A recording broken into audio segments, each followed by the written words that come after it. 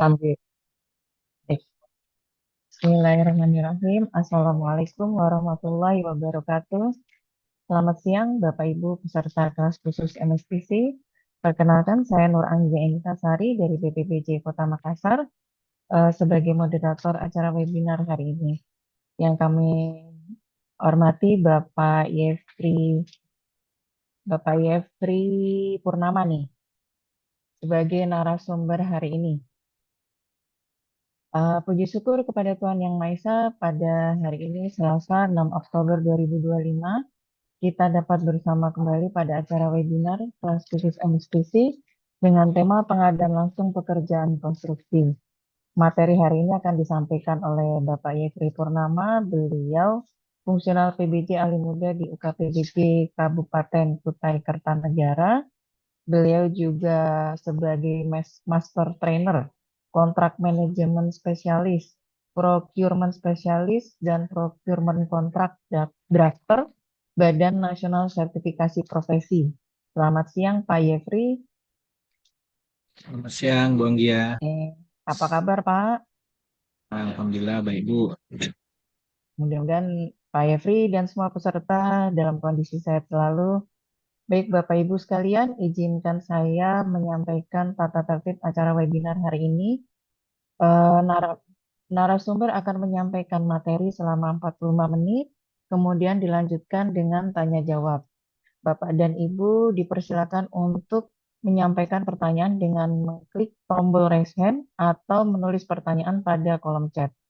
Sesuai dengan jadwal acara, kita mulai pukul 2 waktu Indonesia bagian Barat dan insya Allah berakhir di pukul 15.30 waktu Indonesia bagian Barat. Link daftar hadir akan disampaikan melalui kolom chat setelah narasumber menyampaikan materi. Bapak dan Ibu dipersilakan mengisi daftar hadir sebagai bukti kehadiran dan pengisian nama di sertifikat. Sebelum kita memulai acara hari ini, supaya acara hari ini berjalan dengan baik, hendaknya kita menundukkan kepala sejenak, kita berdoa memohon Tuhan Yang Maha Esa supaya acara berjalan dengan baik. Berdoa mulai.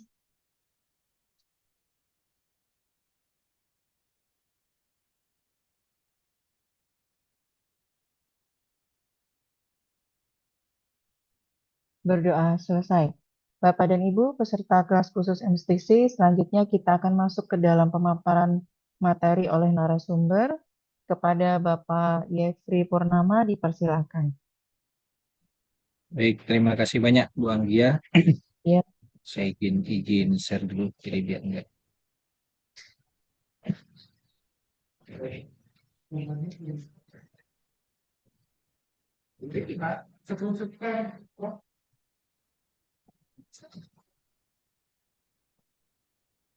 Sudah terlihat ya, Bu?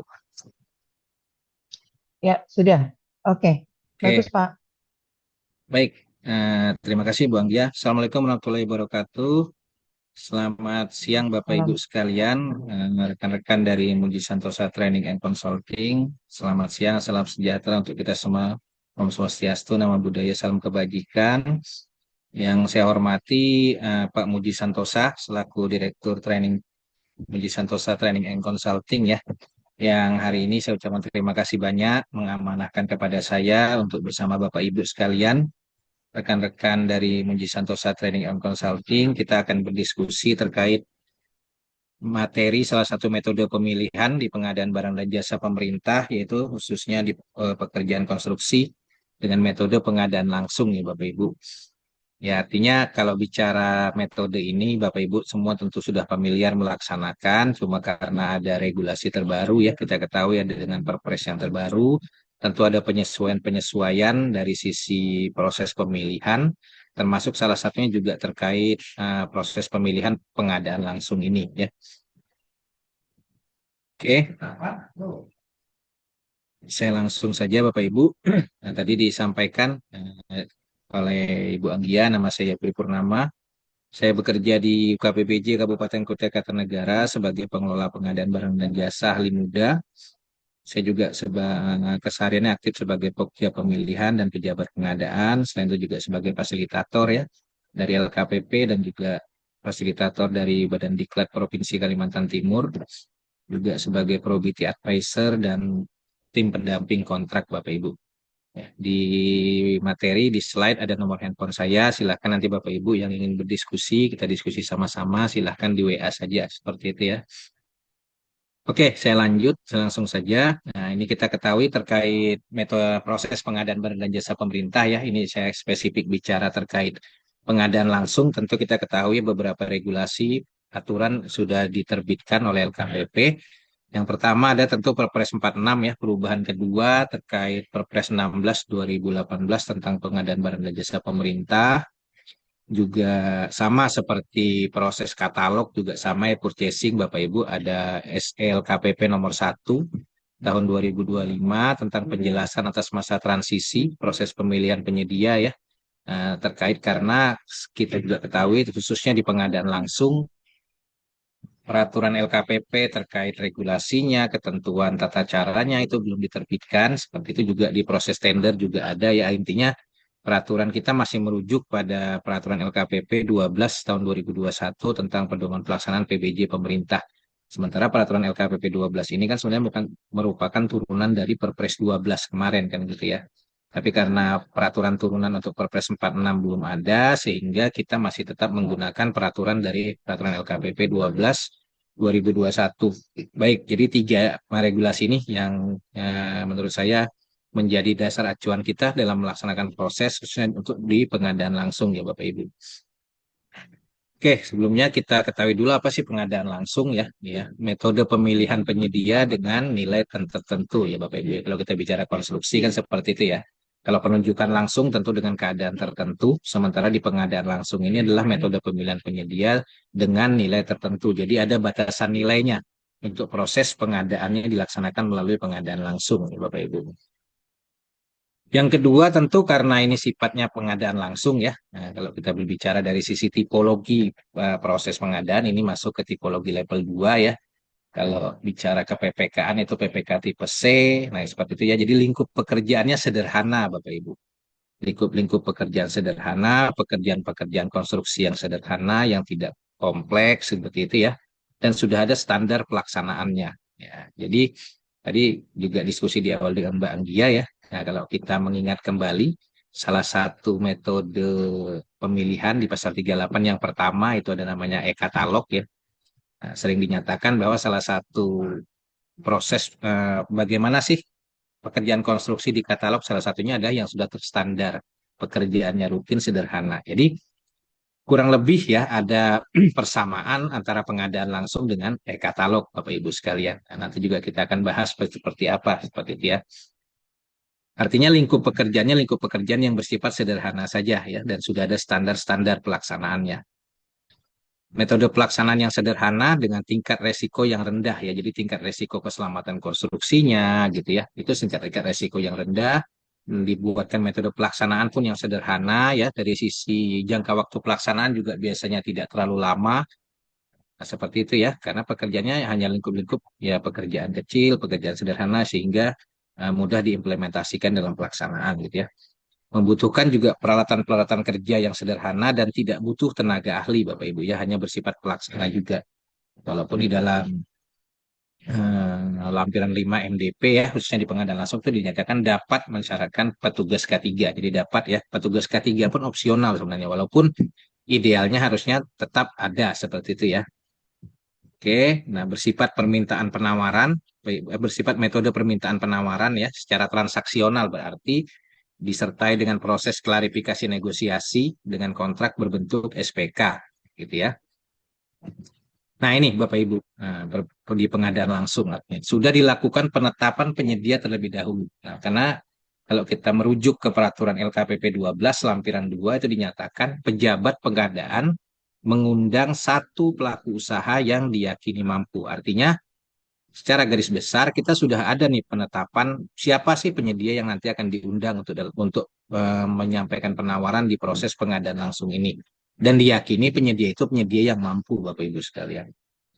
Ya. Nah, tadi saya ulang lagi, dilakukan secara elektronik melalui fitur transaksional dan terakhir tentu Bapak Ibu proses pemilihannya dilaksanakan oleh pejabat pengadaan gitu ya. Nah, ini kurang lebih sedikit pengertian apa sih pengadaan langsung dalam pekerjaan konstruksi tersebut. Oke, saya lanjut. Nah, ini beberapa isu aktual yang coba kita diskusikan sama-sama ya Bapak Ibu ya. Yang pertama terkait proses pemilihan, karena kita ketahui ada implementasi regulasi terbaru ya, khususnya Peraturan Presiden Nomor 46 pada proses pemilihan, yang salah satu dampaknya juga berpengaruh di dalam proses pengadaan langsung gitu ya. Terus yang kedua terkait belum optimalnya justifikasi atau dasar kita menetapkan pelaku usaha yang nanti akan kita undang seperti itu. Terus yang ketiga, kompetensi-kompetensi para pelaku pengadaan dan nah ini juga kadang ya tidak semuanya Bapak Ibu. Mungkin ada terjadi seperti itu ya. Ada suatu pekerjaan yang mungkin sudah dilaksanakan terlebih dahulu, tetapi proses pemilihannya, proses pengadaannya itu belum dilaksanakan. Artinya barang jasanya sudah tersedia nih atau mungkin sudah dalam dilakukan proses pelaksanaan pekerjaan di lapangan. Nah, itu ya. Itu beberapa isu aktual yang kita coba angkat dan kadang terjadi di pengadaan langsung khususnya. Karena ini sifat pekerjaan sederhana, ya kita pahami ya mungkin kebiasaan selama ini pengadaan langsung itu seperti apa gitu ya. Nah itu juga kita ketahui bersama Bapak Ibu. Oke, baik. Nah ini saya coba bahas sedikit terkait Perpres 46 ya Bapak Ibu. Di dalam Perpres ini berlaku sejak tanggal 30 April 2025 ya. Ketahui di ketentuan penutupnya itu sudah dinyatakan dan dan diketahui oleh semua lapisannya, semua stakeholder pelaku pengadaan juga harus mengetahui ya. Ini sudah berlaku sejak tanggal 30 April. Di dalamnya sudah mengatur khususnya dinilai pengadaan langsung pekerjaan konstruksi gitu ya. Kalau kemarin di Perpres 12 hanya bicara nilai pengadaan barang jasa saja sampai dengan 200 juta. Sekarang sudah terpisah ya Bapak Ibu ya. Barang atau jasa lainnya itu sampai dengan 200 juta dan sudah diatur sendiri nih untuk pekerjaan konstruksi. Nah, segmentasi nilainya sudah dinaikkan menjadi sampai dengan 400 juta rupiah gitu ya.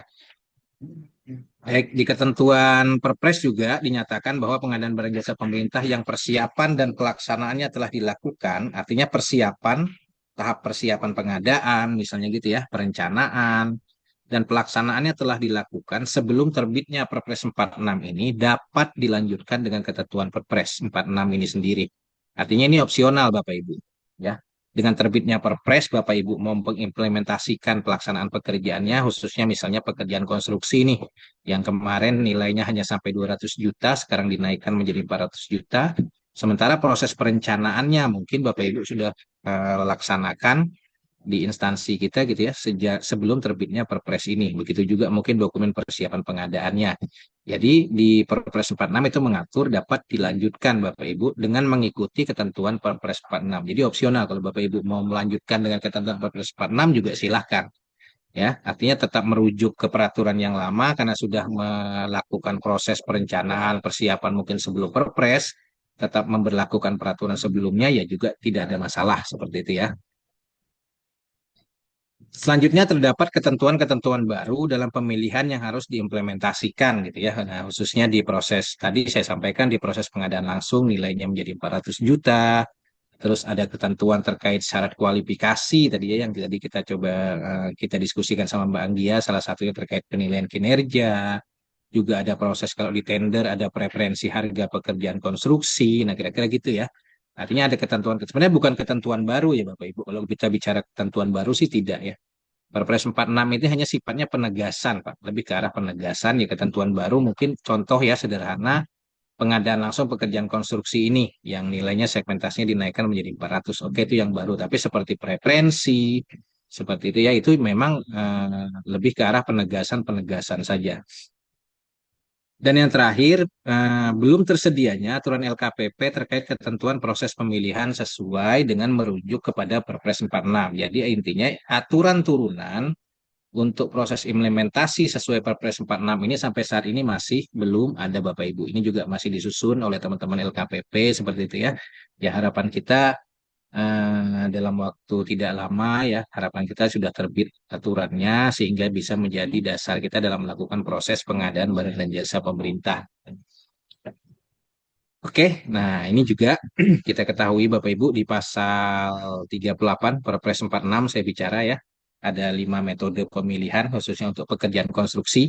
Yang pertama Bapak Ibu yang harus ingat ada namanya proses e-purchasing ya. Dilaksanakan untuk pekerjaan konstruksi yang sudah tercantum di dalam katalog. Dan kita ingat di pasal 50 itu sudah ada kata wajibnya Bapak Ibu. Ya, kalau kemarin di Perpres 12 pasal 50 hanya menyatakan wajib untuk memenuhi kebutuhan strategis nasional yang ditetapkan menteri, kepala lembaga, kepala daerah, sekarang di Perpres 46 dilakukan perubahan ya. Wajib untuk barang jasa yang tercantum di dalam katalog. Salah satunya ya kita tahu pekerjaan konstruksi. Ya, sebagaimana kita ketahui, LKPP juga sudah menerbitkan surat untuk pekerjaan konstruksi katalog wajib dilakukan dengan mini kompetisi gitu ya. Nah, ini juga kita harus perhatikan. Yang kedua ada proses pengadaan langsung, nah, ya, untuk pekerjaan konstruksi dengan nilai sampai dengan 400 juta rupiah. Memang tadi saya sampaikan seperti kita diskusi dengan Bu Anggia, pengadaan langsung sekarang dinaikkan segmentasinya Bapak Ibu, tapi jangan lupa juga diingat di poin pertama ada e-purchasing ya. Jadi kalau Bapak Ibu mau melaksanakan pengadaan langsung, tolong juga diingat ada ketentuan terkait e-katalog. Jadi juga nanti misalnya nih Bapak Ibu mau melaksanakan proses pengadaan langsung dengan untuk nilai misalnya di atas 200 juta gitu ya, kita mau mengadakan pengadaan langsung, ya nanti dilakukan analisa di dalam lingkup pekerjaan, item-item pekerjaannya tersebut apakah tercantum di dalam e-purchasing atau tidak. Karena kalau sudah tercantum, maka ketentuan kata wajib pasal 50 menjadi berlaku Bapak Ibu. Walaupun ada pasal 50 ayat 5A-nya ya, pengecualian. Nah, disinilah diperlukan analisa-analisa sebelum kita menetapkan apakah pekerjaan konstruksi kita ini, khususnya nilai sampai 400 juta ini, menggunakan pengadaan langsung atau menggunakan e-purchasing, seperti itu. Terus ada penunjukan langsung ya untuk pekerjaan konstruksi dalam keadaan tertentu. Ya, seperti itu ada tender cepat Bapak Ibu, pelaku usaha yang terkualifikasi pada sikap ya. Nah, infonya kemarin juga teman-teman dari PUPR sudah juga melakukan komunikasi dengan dari LKPP mencoba mengimplementasikan dan walaupun ada beberapa daerah juga sudah melaksanakan nih tender cepat di pekerjaan konstruksi. Dan terakhir ada tender, artinya tender ini sekarang pilihan terakhir, begitu juga sebenarnya sama dengan Perpres 12. Tender itu hanya pilihan terakhir, artinya kalau bisa dilaksanakan dengan e-purchasing, silahkan dilaksanakan dengan e-purchasing, seperti itu ya. Kalau tidak bisa dilaksanakan dengan e-purchasing, maka kita bisa melaksanakan dengan pengadaan langsung nih, untuk nilai sampai dengan 400 juta. Terus ada penunjukan langsung, ada tender cepat gitu ya. Sehingga tender itu menjadi pilihan terakhir kalau memang 4 metode sebelumnya ini tidak bisa dilaksanakan. Gitu ya. Oke Bapak Ibu. Baik, sebagaimana kita ketahui tadi saya sampaikan di awal bahwa peraturan turunan dari Perpres 46 2025 khususnya terkait untuk proses ketentuan tata cara pemilihan penyedia sampai saat ini belum tersedia ya.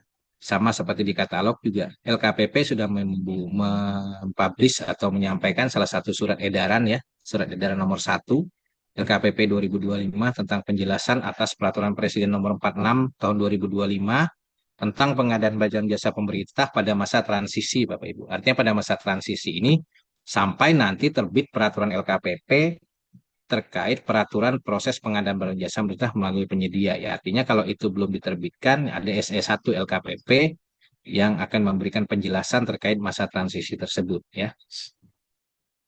Oke, nah, surat edaran ini bertujuan untuk memberikan penjelasan pada masa transisi, itu maksud tujuannya ya, menghindari terjadinya kekosongan hukum Bapak Ibu. Nah, artinya kalau kita bicara diskresi, diskresi itu sebenarnya sudah ada di SE1 LKPP 2025.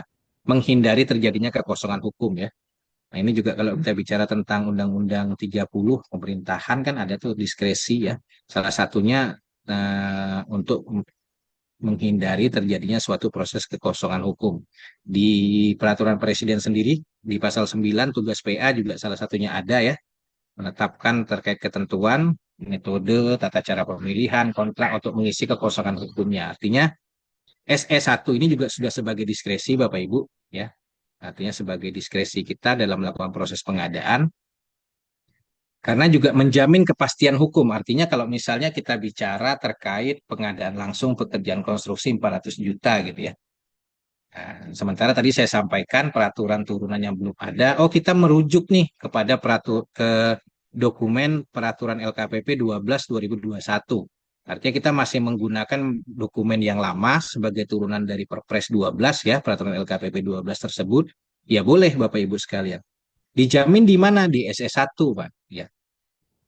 Terus memberikan perlindungan hukum bagi pihak-pihak yang terkena dampak perubahan dan agar mempercepat penerapan ketentuan barang jasa, ya, maksudnya di sini adalah mempercepat penerapan ketentuan pengadaan barang jasa yang merujuk ke Peraturan Presiden 46 2025.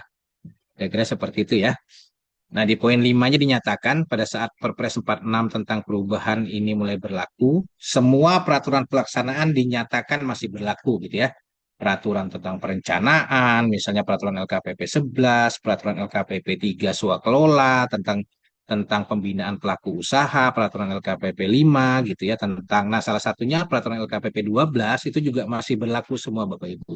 Tapi yang kita bawa garis bawahi adalah di sana dinyatakan sepanjang tidak bertentangan, Pak. Artinya aturan yang kita gunakan, contoh ya, dokumen yang kita gunakan dalam penerapan pengadaan langsung, misalnya pekerjaan konstruksi untuk nilai di atas 200 sampai dengan 400 juta, itu tidak bertentangan dengan ketentuan di dalam Peraturan Presiden 46 2025. Ya, atau belum diganti. Nah, itu tadi ya, karena memang peraturan turunannya sendiri belum terbit, artinya belum diganti nih dengan peraturan terbaru gitu ya. Artinya masih ada peraturan-peraturan yang lama. Sepanjang peraturan tersebut tidak bertentangan, silahkan Bapak Ibu digunakan untuk mengimplementasikan proses pengadaan dengan merujuk ke Perpres 46. Oke, di poin F-nya dinyatakan ya, terkait pelaksanaan pengadaan langsung pekerjaan konstruksi nilai di atas 50 juta sampai dengan 400 ya gitu ya. Kalau dalam hal pengadaan langsung pekerjaan konstruksi yang bernilai paling sedikit di atas 50 juta sampai 400, yang akan dilaksanakan setelah terbitnya surat edaran ini menggunakan aplikasi pengadaan secara transaksional elektronik. Dengan terlebih dahulu melakukan penyesuaian metode pemilihan pada RUP. Nah, artinya SE1 ini hanya menyatakan kita merubah RUP, Bapak Ibu. Merubah RUP yang tadi mungkin RUP-nya tender, kita rubah menjadi RUP-nya pengadaan langsung. Kan seperti itu saja ya ketentuan di SE1. Artinya sudah bisa dilaksanakan pengadaan langsung dengan proses dengan ketentuan dia sampai dengan 400 juta dengan terlebih dahulu menyesuaikan metode pemilihan pada aplikasi RUP. Ada cukup merubah RUP-nya saja. Yang perlu kita analisis apakah dengan merubah RUP ini sudah cukup Bapak Ibu sekalian. Ya, apakah dengan hanya berpedoman pada diskresi yang ada di SE1 yang dimana diskresi tersebut di ketentuan ya kalau kita bicara SE1 ini diskresi gitu ya, hanya menyampaikan merubah RUP saja. Nah, apakah hal ini juga cukup nih untuk kita menjadi bagian dalam mitigasi risiko ya, perlindungan kita dalam melakukan proses pengadaan. Kira-kira seperti itu. Ya. Kalau menurut saya ya sangat sederhana sekali Bapak Ibu kalau cuma disampaikan hanya merubah RUP saja. Bagaimana nih ketentuan isi dokumen pemilihannya? Ya. Oke, terus tadi saya sampaikan dari awal dengan ya seperti dengan Bu Anggia. Oh, kita merujuk kepada dokumen pemilihan ya lampiran 5 itu yang tercantum dalam peraturan LKPP 12 2021. Kalau kita bicara pekerjaan konstruksi, ya tentu itu di lampiran 2 peraturan LKPP, kira-kira gitu ya bilang dia ya. Ada di lampiran 2 kan peraturan LKPP 12 2021. Silakan Bapak Ibu baca lampiran 2 itu menyatakan Pak, pejabat pengadaan melaksanakan pengadaan langsung nilai sampai 200 juta. Artinya kalau kita merujuk perpresnya ya, di perpres misalnya gitu ya, terkait pejabat pengadaan itu kan memang menyatakan bahwa pejabat pengadaan melaksanakan persiapan dan pemilihan pengadaan langsung kan gitu saja tuh ya hanya menyatakan seperti itu saja di dalam perpresnya tidak berbicara Bapak Ibu kalau dia berbicara nilai itu ada di terkait penunjukan langsung ya melaksanakan persiapan dan pemilihan penunjukan langsung nilai sampai 200 jasa konsultansi misalnya nilai sampai 100. Tapi kalau pengadaan langsungnya memang tidak dinyatakan nilainya berapa, hanya menyatakan bahwa melaksanakan persiapan dan pemilihan pengadaan langsung. Tapi di dalam peraturan LKPP lampiran 2, peraturan LKPP 12 itu tercantum Bapak Ibu. Pejabat pengadaan melaksanakan pengadaan nilai sampai 200 juta. Ya. Di situ tercantum tuh. Nah, sementara tadi saya sampaikan dokumen yang kita gunakan ini dokumen peraturan LKPP 12. Sementara di dalam peraturan LKPP 12 itu menyatakan bahwa pejabat pengadaan itu hanya memproses pengadaan langsung nilai sampai 200. Ada sudah segmentasi nilainya, ada batasan yang diatur di dalam peraturan LKPP 12. Jadi kalau kita merujuk ke SS1, ada hal yang bertentangan nih. Sementara kan tadi sudah disampaikan ya, sepanjang tidak bertentangan. Artinya ada pertentangan bahwa, oh di dalam SS1, di dalam Perpres itu menyatakan, ya kita nyatakan bahwa pengadaan langsung itu nilai sampai 400. Oke, terus di pasal satunya itu memang dinyatakan pejabat pengadaan itu melaksanakan salah satunya pengadaan langsung. Tapi di dalam peraturan LKPP 12 yang standar dokumennya, tata cara evaluasinya masih kita jadikan rujukan, itu menyatakan bahwa pejabat pengadaan itu melaksanakan pengadaan langsung hanya sampai 200 juta saja. Nah, artinya kalau kita kembali lagi menganalisis apakah hanya dengan merubah RUP saja itu sudah cukup menjamin kepastian kita dalam melakukan proses pengadaan langsung. Kira-kira seperti itu Bapak Ibu. Hingga saya sampaikan Bapak Ibu di sini PA, KPA tetap dibutuhkan diskresinya, Pak. Artinya tetap kita akan merujuk kepada pasal 9 ya, salah satunya.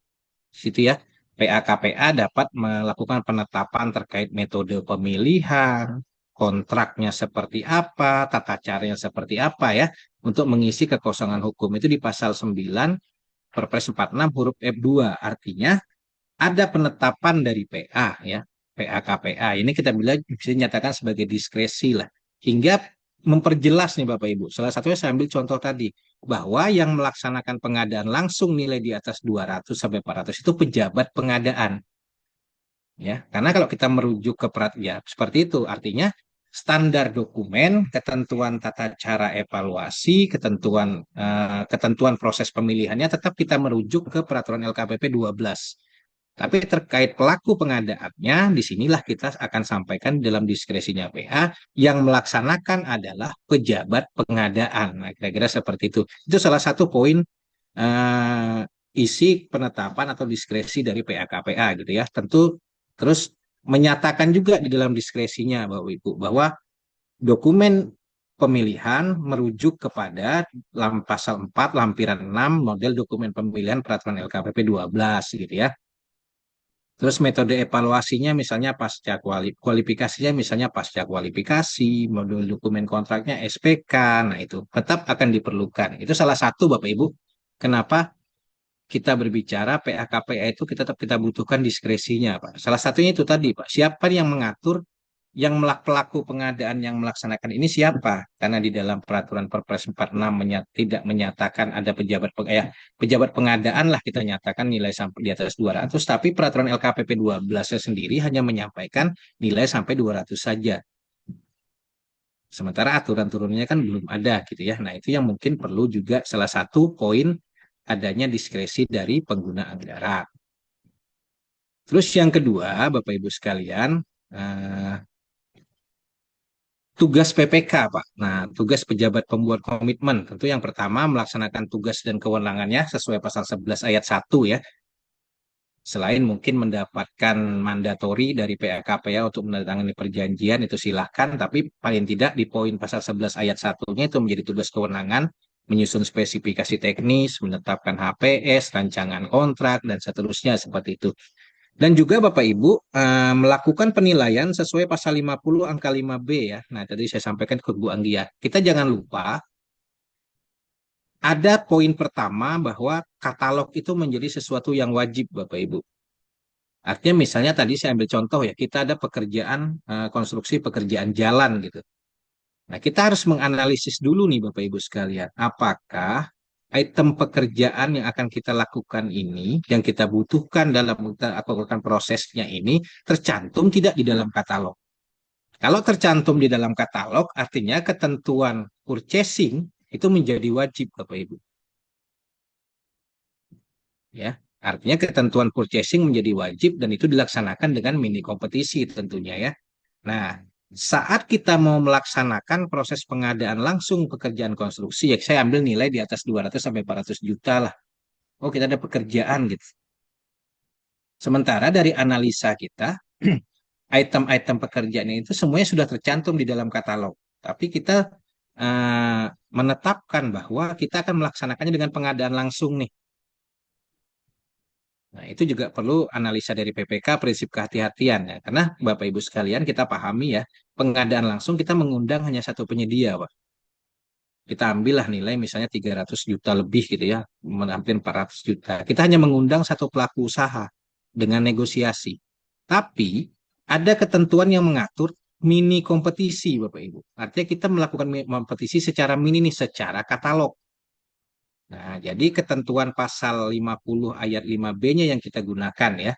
Artinya masih boleh dilakukan pengecualian pelaksanaan pengadaan selain menggunakan katalog berdasarkan analisa PPK, volume pekerjaan, spesifikasi, layanan gitu ya. Mungkin tidak tersedia atau nih item pekerjaan ini tidak keseluruhan tersedia di dalam katalog karena kita satu kesatuan konstruksi mungkin.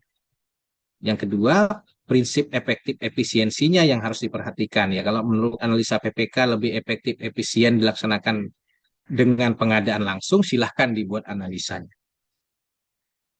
Ya, artinya Bapak Ibu terkait analisa ini tidak hanya bicara pengadaan langsung nilai di atas 200, Pak.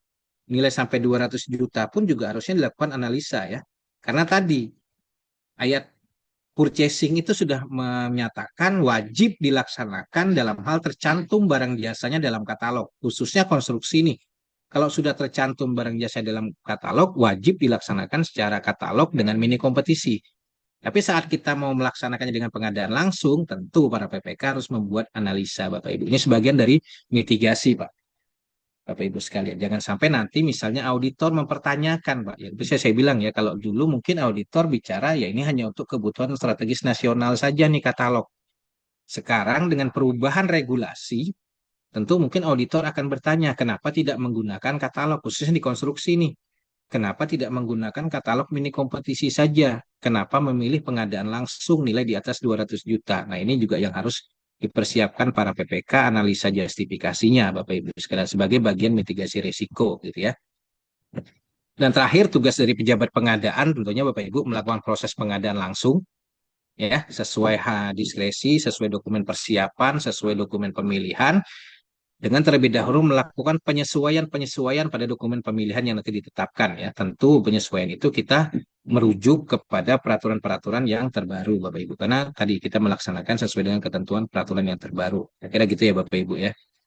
Oke, saya lanjut. Nah, ini kita bicara terkait tahapan Bapak Ibu, ada penetapan spesifikasi teknis yang pertama tentu dari PPK di tahap persiapan pengadaan gitu ya. Nah, terus ada proses nanti dilaksanakan dengan tahapan selanjutnya ada review spesifikasi teknis, review dokumen persiapan pengadaan, spek teknis, HPS gitu ya, rancangan SPK juga itu menjadi bagian dari proses review nanti. Terus ada tindak lanjut dari hasil proses review nih, apakah diperlukan perbaikan atau mungkin sudah tidak perlu ada catatan-catatan rekomendasi, monggo dipersilakan. Terus ada namanya penetapan metode unsur dan kriteria. Nah, nanti PP menetapkan nih pejabat pengadaan, menetapkan metodenya seperti apa nih. Oh, metode pengadaan langsung, metode kualifikasinya seperti apa, metode evaluasinya seperti apa, unsur evaluasinya apa saja nih, kriterianya seperti apa. Inilah yang nanti dicantumkan dan dituangkan di dalam dokumen pemilihan gitu ya. Tentu berdasarkan hasil dari review dan juga didasarkan pada dokumen persiapan pengadaan yang sudah ditetapkan oleh pejabat pembuat komitmen. Oke. Baik, kalau kita bicara review, tentu yang pertama ada review spesifikasi teknis, Bapak Ibu. Ada review HPS. Nah, juga spesifikasi teknis juga idealnya juga kita harus salah satu ya. Nah, memang Bapak Ibu sekalian, eh, untuk tender itu ada ketentuan Bapak Ibu, preferensi harga ya terkait komitmen TKDN. Tapi tentu juga kita tidak bisa memungkiri Pak. Idealnya di konstruksi pengadaan langsung juga kita harus berbicara terkait komitmen TKDN. Ya, artinya apakah PPK sudah menetapkan nilai komponen TKDN pekerjaan konstruksi akan dilaksanakan, itu juga harus menjadi bagian review ya.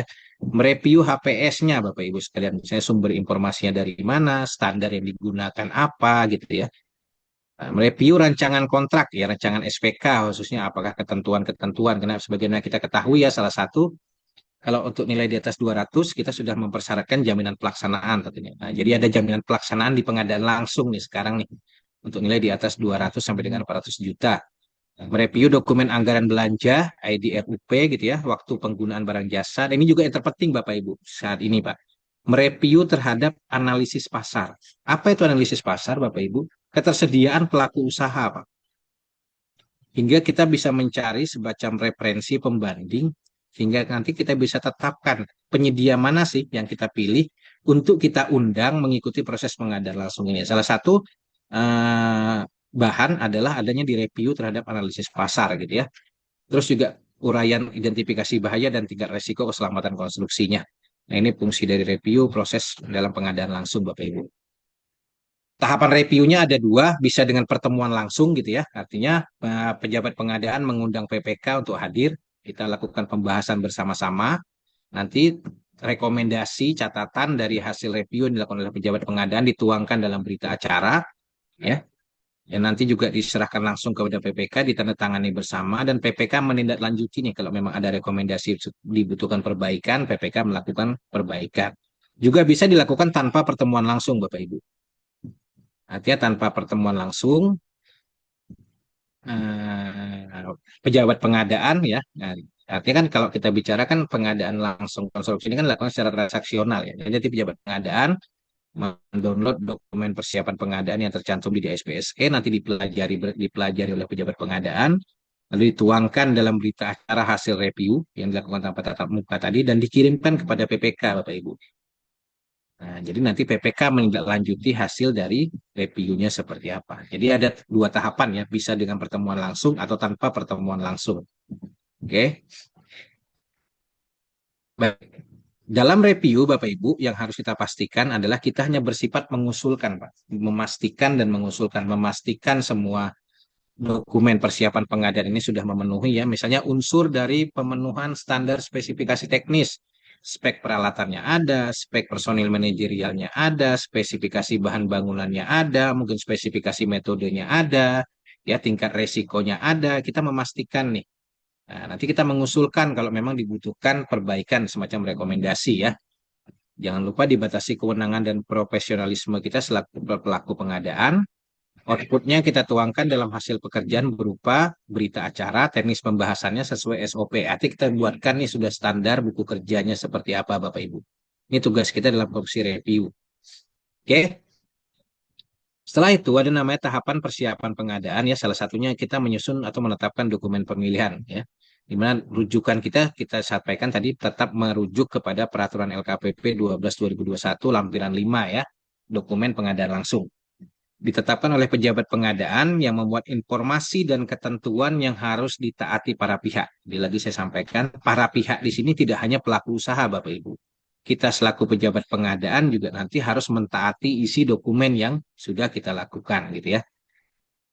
Artinya jangan sampai misalnya, oh ternyata penyedia itu sebenarnya dokumen penawarnya tidak memenuhi syarat.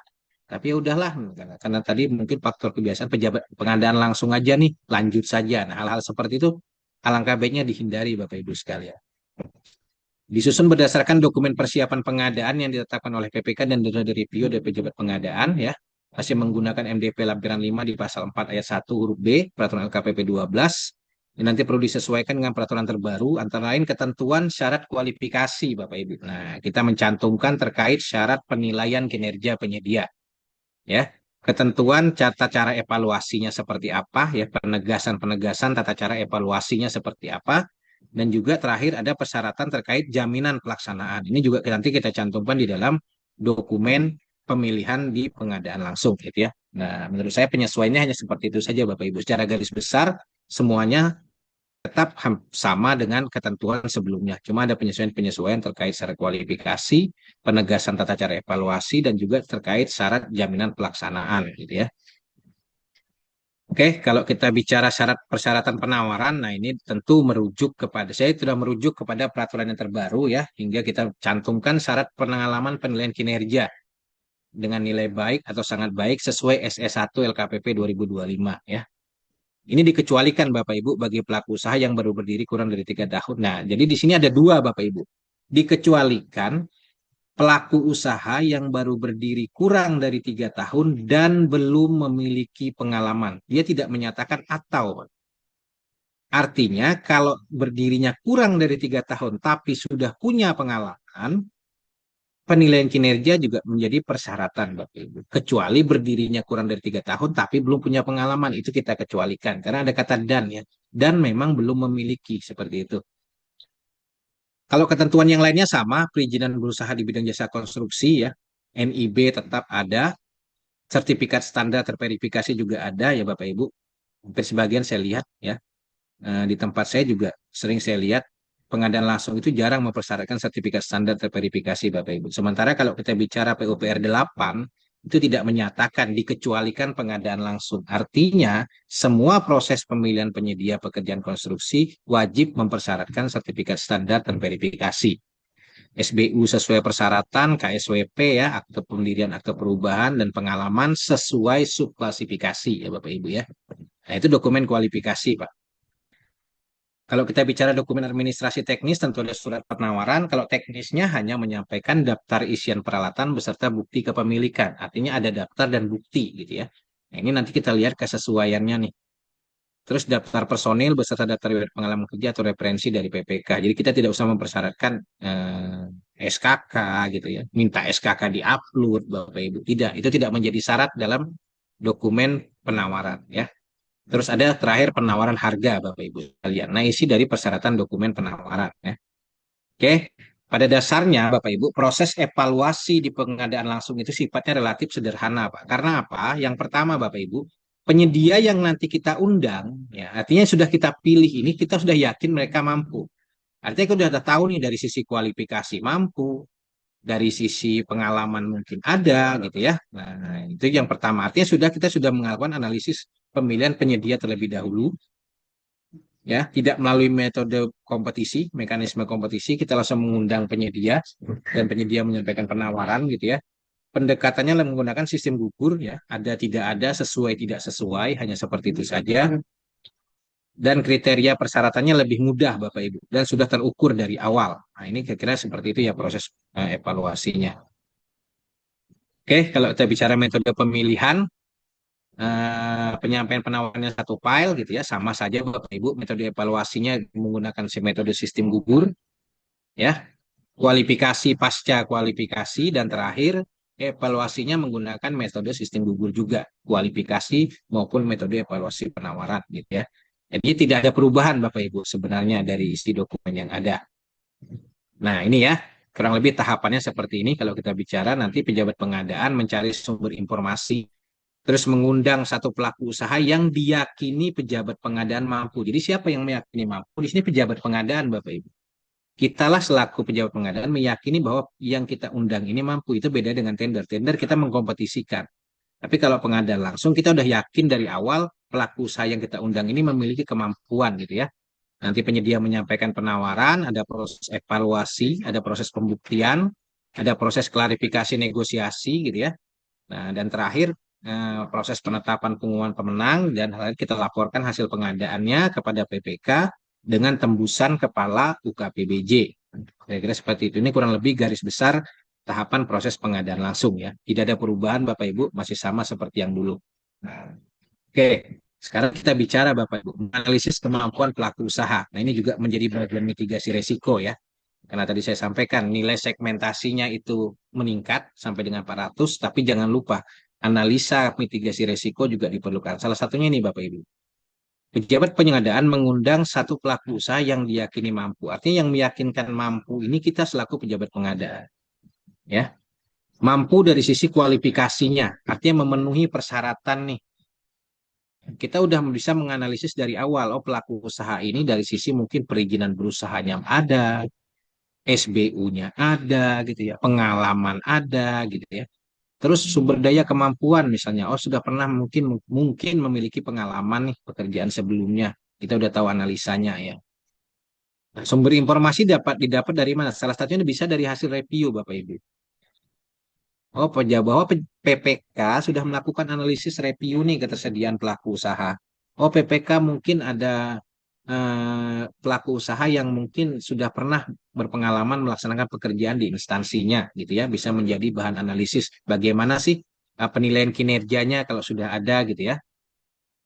Dibutuhkan informasi minimal dua sumber data dari pelaku usaha yang berbeda ya. Kita bisa gunakan aplikasi Sikap untuk bisa melihat terkait kualifikasinya, dan alangkah baiknya Bapak Ibu hasil analisis tersebut dibuatlah dalam satu surat penetapan penyedia hingga kita bisa setelah menganalisis ini loh penyedia terpilih yang nanti akan kita undang. Nah, kira-kira seperti itu. Itu analisa kita dalam menetapkan penyedia-penyedia mampu Bapak Ibu ya. Oke.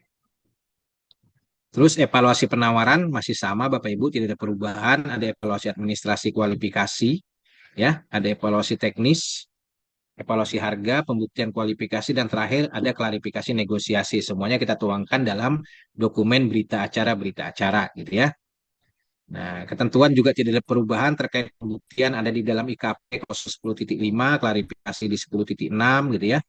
Dokumen evaluasi kualifikasi administrasi ada di 10.4 dan seterusnya.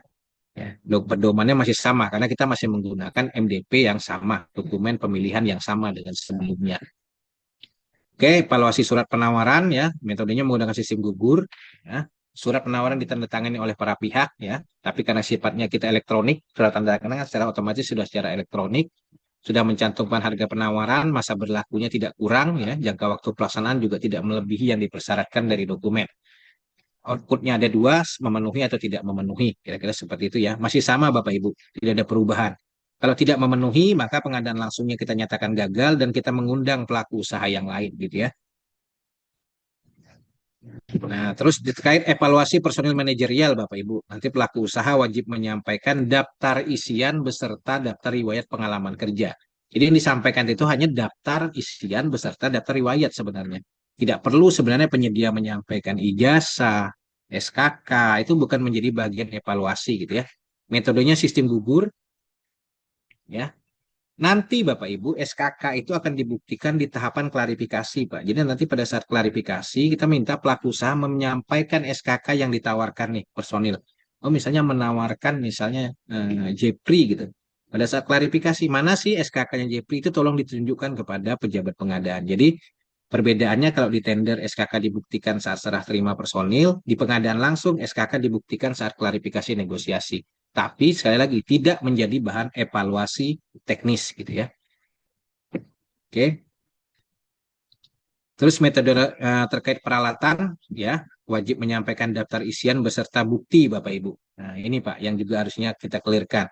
Ada kesesuaian antara daftar dan bukti. Jangan sampai hanya menyampaikan daftar saja, buktinya tidak ada terus kita luluskan, Pak. Kalau memang hanya daftar saja tidak ada ya sudah, atau hanya buktinya saja tidak ada daftarnya, lulus nih penawaran. Tidak sudah seperti itu ya. Artinya ada daftar beserta bukti, jenis kapasitas peralatan sesuai yang dipersyaratkan pada LDP. Ya, dalam hal peralatan tidak sesuai, maka pengadaan langsung kita nyatakan gagal, kita undang pelaku usaha lain, gitu ya. Izin Oke, Pak Yakti, milik sendiri. Oke, Bu, 2 sedikit lagi menit ya. lagi ya Pak, 2 menit lagi. Siap. Oke, Milik sendiri lanjut. ya, ada Oke, baik, terima kasih Bang Dia. Ya, sama seperti Bapak Ibu, kalau evaluasinya milik sendiri itu ada STNK, BPKB, dan seterusnya. Sewa beli ada bukti pembayaran, ya, terus ada perjanjian sewa beserta bukti kepemilikan dari pihak pemberi sewa. Sama saja seperti yang dulu ya. Evaluasi kualifikasi Bapak Ibu. Nah, sama nih. Mengevaluasi kesesuaian ya. Kalau penilaian kinerja Bapak Ibu karena sifatnya kita belum fiturnya katanya fiturnya belum tersedia, kita bisa dengan melakukan tangkapan layar. Oh, ternyata penyedia itu sudah dilakukan penilaian di dalam sikap. Silakan uploadkan tangkapan layarnya pada informasi lainnya kualifikasi gitu ya. Atau dapat dilakukan dengan penilaian secara manual nih, tetap merujuk ke SE1. Nah, seperti itu Bapak Ibu sekalian. Ya, penerapan perizinan berusaha juga sangat penting. Saya sampaikan lagi, tidak hanya mempersyaratkan KBLI, sertifikat standar terverifikasi juga harus ada. Ya, atau misalnya sertifikat standarnya belum terperip, maka menyampaikan sertifikat standar yang belum terperip beserta tangkapan layar. Sama dengan tahapan evaluasi tender, Bapak Ibu. Kualifikasi di tender sama saja, artinya tahapannya seperti itu ya. Terus penilaian SBU memperhatikan registrasi tahunan, ya. Ini ada di dalam dokumen. Ya, SBU yang perizinannya sebelum pemasukan penawaran dinyatakan gugur, kalau berlaku masa berlakunya itu berakhir setelah pemasukan penawaran, maka wajib menyampaikan SBU yang sudah aktif pada saat tanda tangan kontrak. Nah, itu ya, outputnya sama, memenuhi syarat atau tidak memenuhi syarat. Oke. Terus penilaian pengalaman Bapak Ibu. Ini juga sangat penting Bapak Ibu. Dokumen pengadaan langsung, pengalaman pelaku usaha adalah pengalaman sesuai subklasifikasi, Pak. Itu ada di dalam dokumen ya. Jadi kalau misalnya pekerjaannya kita pekerjaan bangunan gedung, penyedia menyampaikan pengalaman pekerjaan jalan, maka gugur kualifikasinya. Artinya kalau pekerjaan jalan, ya pekerjaan jalan juga. Kita sesuai subklasifikasi SBU yang dipersyaratkan. Seperti itu ya. Nah, ini juga pengalaman yang 3 tahun, ini contoh saja Bapak Ibu, misalnya PL-nya 2025, maka berdiri kurang dari 3 tahun itu sampai 2022. Artinya kalau penyedia itu berdirinya 2021, wajib sudah ada pengalamannya, kira-kira gitu ya. Oke, nah terus ini tahapan pembuktian, Bapak Ibu sekalian. Idealnya sebenarnya kalau kita merujuk di dokumen, pembuktian itu dilakukan secara daring, Bapak Ibu. Artinya tatap muka itu bisa dilaksanakan dalam hal diperlukan atau memang tidak memungkinkan untuk dilakukan secara daring gitu ya. Nanti silahkan ya. Apabila peserta tidak hadir dalam pembuktian atau telah diberi kesempatan namun tetap tidak dapat menghadiri pembuktian, maka baru prosesnya dinyatakan gagal gitu ya, gugur. Jadi kalau penyedia bisa menyampaikan alasan ketidakhadiran dapat diterima alasan tersebut, maka PP pejabat pengadaan memperpanjang paling kurang 1 hari kerja proses pembuktian kualifikasinya. Ya, klarifikasi dilakukan terhadap kemampuan pelaku usaha melaksanakan pekerjaan sesuai metode dari PPK, dilakukan pembuktian terhadap SKK personil manajerial yang ditawarkan ya, negosiasi harga berdasarkan nilai HPS dan rincian HPS ya. Apakah ada harga timpang atau tidak itu juga menjadikan nego. Nego tidak mesti harga menjadi turun Bapak Ibu selama memang analisa kajiannya bisa dipertanggungjawabkan gitu ya. Apabila negosiasi tidak tercapai kesepakatan, maka tentu proses pengadaan langsungnya dinyatakan gagal. Kita lakukan pengadaan langsung ulang kepada pelaku usaha lain. Oke, Bapak Ibu sekalian, Bu Anggia, itu sedikit yang bisa saya sampaikan. Jadi poinnya hanya beberapa penyesuaian saja. Kalau kita merujuk ke peraturan Perpres 46, secara garis besar isi dokumen pemilihan tetap merujuk kepada peraturan LKPP 12 2021. Oke Bapak Ibu, demikian sedikit yang bisa saya sampaikan. Kita buka ruang diskusi sama-sama dan saya kembalikan ke Bu Anggia. Silakan Bu. Baik, terima kasih Pak Jeffrey atas pemaparan materinya dengan sangat baik nih. Kita masuk di sesi tanya jawab nih. Sudah ada di kolom chat sudah ada beberapa pertanyaan. Untuk yang raise hand juga sudah ada satu nih, Pak Alim Bahari. Kita ke yang klik tombol raise hand dulu ya. Pak Alim Bahari, silahkan Pak. Izin Bu, suara saya kedengaran. Kurang jelas. Kalau sekarang Bu, izin Ya, jelas. aja. Oke, baik. Izin Pak narasumber Pak Yusri. Pertama perkenalkan, nama saya Alim Bahari dari UKPBP Wakatobi. Menarik materi hari ini membahas tentang pengadaan langsung pekerjaan konstruksi di mana sudah ada perubahan terkait atau pas 4 tahun 2025 ini bahwa nilai pengadaan langsung itu sampai 400 juta. Izin Pak Yusri seperti penjelasan Bapak sebelumnya bahwa menyampaikan bahwa harus dibuat diskresi PA sesuai dengan pasal 9 ayat 2 untuk mendukung terkait dokumen-dokumen yang kita buat, misalnya dokumen kompetensi. Suaranya agak kurang Ya, jelas ya, karena Pak dokter kan Alimnya. Gimana Bu Anggia? saya belum Jelas nggak Bu? Ya, Pak Alim agak keras suaranya. Putus-putus ya. Oh, Iya, iya. putus-putus. Kalau Putus-putus sekarang tapi yes. halo. Ya, halo. Iya. Ya, Ya, silakan Pak Alim, silakan Oke, Pak. coba iya. silakan. Agak keras Ya. aja, Pak, suaranya. Oh ya, baik Bu. Ya, izin Pak Yufri. Yang ini saya tanyakan Pak, yang tadi terkait diskresi Pak. Ini kan disampaikan bahwa harus ada diskresi PA Pak, pengguna anggaran untuk yang nilai di atas 200 juta Pak. Nah, terus Pak, apakah ini memang harus dibuat oleh PA Pak? Dan tadi kan disampaikan juga harus ada justifikasi Pak. Karena meminimalisir APH, pertanyaan APH, kenapa tidak digunakan mini kompetensi katalog? Dan ini Pak, justifikasinya ini bisa disatukan Pak untuk semua paket. Misalnya kan saya kan Pak di Dignas Pak, Dignas itu Pak banyak pengadaan langsungnya juga Pak yang nilainya di atas 200 juta. Apakah justifikasinya itu untuk satu paket, satu justifikasi Pak, atau satu justifikasi untuk semua pengadaan langsung pekerjaan konstruksinya di dinas A misalnya. Yang kedua Pak, pertanyaan saya Pak terkait penilaian kinerja penyedia Pak. Nah, penilaian kinerja penyedia ini kan Bapak, Pak, seperti yang Bapak sampaikan tadi, bahwa bisa tangkapan layar atau yang dibuat secara manual. Nah, yang ingin saya tanyakan Pak, gimana Pak kalau dia melampirkan penilaian kinerja penyedia yang bukan berdasarkan SBU yang kita syaratkan Pak, atau bukan berdasarkan subkualifikasi pekerjaan yang kita syaratkan. Misalnya subkualifikasi jalan nih Pak, ternyata yang diupload Pak penilaian kinerja penyedianya yang tentang jalan Pak. Gimana sebagai penjabat pengadaan? Apakah gugur atau tidak Pak? Nah, pertanyaan ketiga Pak terkait tenaga tadi Pak. Nah, tenaga kan seperti yang Bapak jelaskan tadi bahwa SKK itu Pak itu kan nggak dievaluasi ya Pak, hanya dilihat saja daftar riwayat hidupnya dan pengalamannya Pak, daftar tabelnya. Ya gimana nih Pak kalau seandainya dia ngupload ini Pak, ada penyedia, misalnya CPA, setelah kita undang, dia mengupload ini Pak, dia mengupload, misalnya kita persyaratkan SKK gedung Pak. Nah, ternyata yang diupload itu SKK jalan Pak. Ini kan ada Pak. Artinya dia sudah mengupload tenaga nih Pak. Apakah kita lakukan klarifikasi Pak atau kita langsung gugurkan di saat evaluasi Pak? Nah, itu Pak yang bisa saya tanyakan sampai. Sekian Pak. Terima kasih. Baik, makasih Pak Alim. Silahkan Pak Yefri. Baik, terima kasih Pak Alim ya. Keren Pak Alim nih.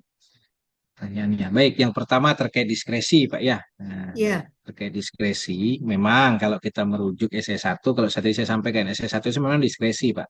Karena di situ sudah disampaikan mengisi kekosongan hukum ya. Tapi tadi saya sampaikan sebenarnya diskresi itu kalau kita merujuk ke SE1 itu hanya merubah RUP Pak. Ya, merubah RUP saja. Tidak bicara terkait metode dokumennya seperti apa gitu ya. Walaupun ya tadi saya sampaikan di SE1 itu dinyatakan peraturan-peraturan yang ada masih berlaku sepanjang tidak bertentangan.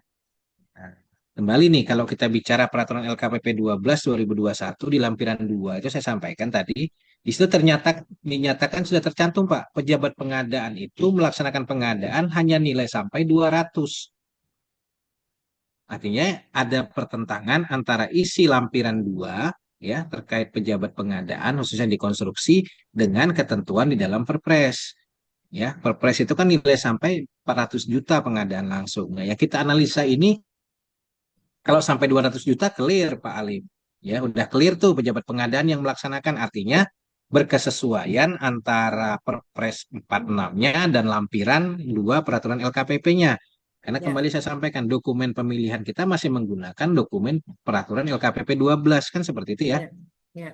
Nah, sementara peraturan LKPP 12 itu menyatakan pejabat pengadaan hanya sampai 200 juta. Di atas 200-nya tidak dinyatakan. Inilah yang mungkin dibutuhkan diskresi, Pak. Artinya menyesuaikan perbedaan tadi hingga ditetapkan siapa sih yang pelaksananya. Tentu kita tetap memang akan kembalikan ke pejabat pengadaan, tapi idealnya diskresinya itu ada gitu ya. Terus juga terkait dokumen pemilihan gitu ya, kita diskresikan bahwa tetap merujuk ke peraturan LKPP lampiran 5 nih dokumennya, metodenya seperti apa. Nah, kira-kira itu yang menjadi diskresi Bapak. Artinya ada pertentangan isi dalam Perpres dan lampiran 2 hingga dibutuhkanlah semacam surat keputusan nih siapa pelaku pengadaannya. Karena memang awalnya dulu kan sempat menjadi pertanyaan ya Bu Anggia ya. Siapa Ya. sih yang melaksanakan pengadaan langsung 400 juta? Karena lampiran 2 peraturan LKPP menyatakan sampai 200 saja Pak. Nah, sama kalau Bapak Ibu pelatihan kompetensi pejabat pengadaan tuh di modul buku kerja kompetensi pejabat pengadaan itu juga menyatakan nilai sampai 200 saja. Di atas 200-nya tidak. Nah, inilah yang perlukan diskresi gitu ya.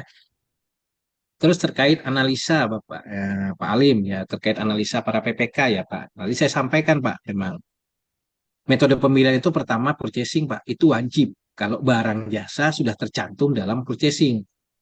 Nah, misalnya nih, ya saya ambil contoh Pak, kita ada pekerjaan jalan gitu ya, anggaplah jalan lah sederhana nih, 350 juta.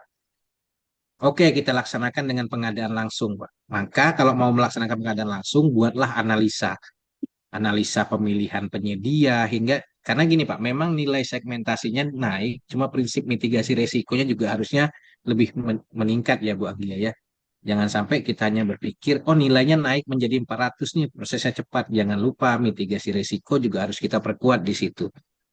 Ya, artinya ada konstruksi Pak, katalog itu menggunakan mini kompetisi. ya, ada katalog menggunakan mini kompetisi. Tapi kita lebih memilih melaksanakan pengadaan langsung, misalnya nilainya anggaplah 400 juta gitu ya, atau 350 juta, kita memilih pengadaan langsung. Tapi tadi saya sampaikan ada kewajiban kalau item pekerjaannya barangnya ada dalam katalog, wajib dilakukan dengan katalog melalui mini kompetisi. Artinya kita buka ruang mini nih, kompetisi secara mini. Tapi kita lebih memilih pengadaan langsung. Itulah yang diperlukan analisa, Pak. Kenapa sih misalnya kami melaksanakan pengadaan langsung, oh nilainya 380 juta, kami tidak menggunakan katalog mini kompetisi.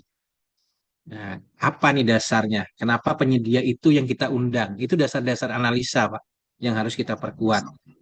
Nah, saya sampaikan tadi dari awal, jangan sampai ya kita menghindari ya Pak Halim, misalnya ada auditor Pak mempertanyakan, Pak Halim kok mengambil pengadaan langsung nilai 380 juta, kok nggak pakai katalog mini kompetisi saja? Hingga dari sisi kompetisi harganya muncul. Bagaimana nih proses negosiasinya pengadaan langsung 400 juta? Itulah perlu analisa, Pak. Itulah yang diperlukan justifikasi. Kenapa kita memilih pengadaan langsung? Kan gitu ya. Karena kalau kita merujuk pasal 50 kan gitu, Pak. Wajib kalau barang jasa dalam katalog, ayat 5A-nya boleh dilaksanakan tanpa katalog, tapi dengan analisa PPK kan gitu tuh.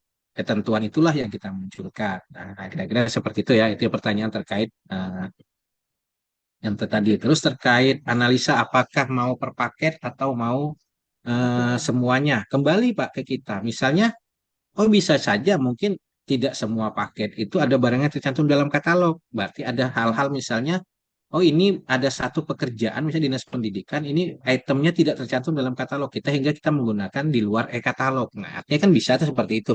Tapi kalau kita menganalisa semua itemnya ada dalam katalog, ya sudah kita buat satu saja nih. Satu buat analisa saja oleh para PPK ya. Kalau memang hanya satu PPK saja nih yang melaksanakan kan gitu. Kembali nih ke analisa kita terhadap paket-paket yang akan dilaksanakan. Apakah semua paket itu tercantum dalam katalog atau mungkin hanya ada beberapa paket nih yang memang nggak tercantum dalam katalog hingga kita buatkan analisanya. Tapi kalau memang semuanya mau dilakukan dengan pengadaan langsung ya kembali lagi Bapak Ibu, dibuatlah analisa. Berarti kita buat analisa seluruh kegiatan, Pak. Kita tidak menggunakan katalog. Dasarnya apa nih? Nah, kan kira-kira seperti itu. Berarti kita mitigasi, Pak.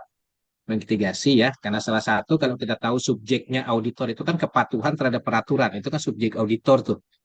Nah, salah satunya kan tadi tuh kepatuhan terhadap peraturan. Kok nggak pakai katalog mini kompetisi sih? Kok pakai pengadaan langsung? Nah, itu buatlah analisanya. Kira-kira gitu ya. Nah, terakhir terkait SKK Bapak Ibu. Ya memang Pak, SKK personil manajerial itu tidak kita evaluasi, Pak. Makanya kita kembali ke ranahnya isi dokumen. Dokumen itu kan hanya menyampaikan untuk teknis daftar personil beserta riwayat. Jadi kalau misalnya tadi Bapak ada pekerjaan gedung, personilnya tidak pekerjaan jalan, ya mestinya diproses klarifikasi lah Bapak, menyampaikan menggugurkan. Kan gitu tuh. Ya, artinya menggugurkannya di proses klarifikasi negosiasi. Ya, artinya tidak ada kesesuaian antara memang tadi ya persyaratan sesuai ditetapkan di dalam LDP kan kira-kira seperti itu ya. Nah, nanti Bapak nah silakan melakukannya di proses klarifikasi karena kita kembali Pak, kita tidak mengevaluasi SKK pada saat evaluasi, tidak. Kan syaratnya kan tidak dievaluasi tuh. Tidak ada ketentuan di IKP-nya dokumen pemilihan itu menyatakan syaratnya ada SKK dia disampaikan nggak ada Pak. Cuma di LDP-nya dinyatakan SKK dibuktikan saat klarifikasi dan itu pun ada di bawah tabel kesesuaian SKK kan gitu. Artinya SKK-nya udah sesuai nih mestinya. Gedung ya harusnya nanti akan disampaikan gedung. Kalau dia jalan ya otomatis kan itu menggagalkan proses pengadaan gitu ya. Cuma jangan dievaluasi. Jangan sampai nanti Bapak nanti mengevaluasi menyatakan SKK tidak sesuai. Kita tidak mengevaluasi di situ, Pak. Nanti post bidding lah proses evaluasi kita. Nah, kita kembalikan saja ke ranah klarifikasi negosiasi. Karena disitulah nanti ranahnya pembuktian SKK personil yang ditawarkan. Kira-kira gitu ya, Pak Alim ya. Apa ada yang belum terjawab, Bu Anggia? Udah Ada terjawab yang semua, Pak Alim, apa yang belum? tadi yang penilaian kinerjanya yang pengalaman diupload Oh, berbeda. penilaian kinerja. Ya, penilaian kinerja, Pak. Nah, ini Pak, perbedaan kita kalau bicara penilaian kinerja antara pengadaan langsung dan pekerjaan konstruksi ya. Nah, salah satunya, Pak, kenapa penyedia itu kita undang? Karena kita mampu salah satunya dari penilaian. Makanya kalau kita bicara dokumen, penilaian kinerjanya kita merujuk sama dengan yang kita syaratkan terkait pengalaman. Harus sesuai SBU subklasifikasinya. Jangan sampai dia subklasifikasinya. Kalau di tender kita beda, Pak. Kalau di tender cuma bicara memiliki pengalaman pekerjaan konstruksi, kan gitu tuh. Ya, Tapi kalau di dalam pengadaan langsung kan memiliki pengalaman sesuai klasifikasi. subklasifikasi SBU. Ya. Ya, artinya kesesuaian itulah yang ditetapkan.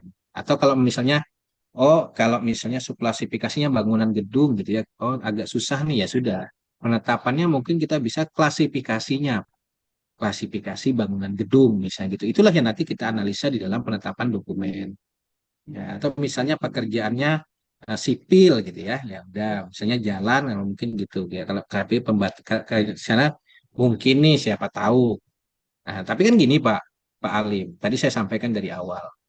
Pengadaan langsung ini kan sebenarnya berbeda, Pak. Kita udah mengetahui kemampuan pelaku usaha itu dari awal, Pak. Artinya sebelum kita mengundang, kita udah tahu nih, oh penyedia ini punya pengalaman sesuai subklasifikasi. Mampu berarti dia melaksanakan. Inilah yang kita undang, kan maksudnya seperti itu, Pak.